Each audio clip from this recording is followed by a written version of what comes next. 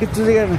তো এখানে যে আসলেন আপনি ট্যুরিস্ট ভিসায়, তারপরে আপনার ভিসা কনভার্ট করছেন ভিসা পাম্পা কত দিনের?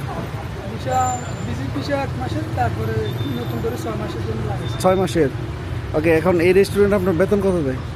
বাংলা 30 বাংলার 30, মানে ডলার কত দেয়? $250 $250। ওভার টাইম আছেন?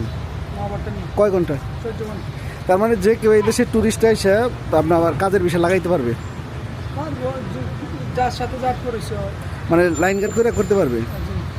তাতে বেতন মোটামুটি এইরকম 30-40 হাজার। পুরো যা ডিপিট করে বাড়বে। ও মানে আবার অনেকে ছিল আমার 700, 800, 900 এই রেস্টুরেন্ট, আপনাদের রেস্টুরেন্টে আমাদের এখানে আপনার শেফমেন্ট যে 600, বাংলা ম্যানেজারদের 700, 800 না? ম্যানেজারদের এরকম। ওকে।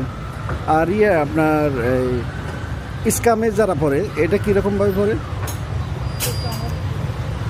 আপনি আসছেন কতদিন? আমি আসলে 15-16 দিন। 15-16 দিন হচ্ছে না? ওকে ভাই, ধন্যবাদ। মানে এখানে কি আপনি চান যে বাংলাদেশের আসুক, না না আসাই ভালো?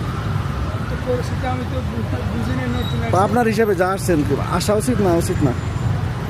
যারা অপরিচিত লোকের কাছে আসে তারা ধরা খায়। মানে পরিচিত লোক থাকলে আসা উচিত না, নির্ভরযোগ্য লোক দেয় তা না হলে আসা উচিত না, না?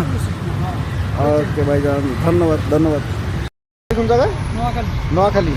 আচ্ছা, এখানে যে আপনার বেতন দেয় 30,000 তার বা $250, তারপরে আপনার থাকা খাওয়া কার?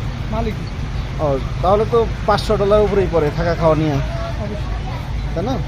ওকে ভাই, ধন্যবাদ। কোন জায়গায়? নোয়াখালী। নোয়াখালী।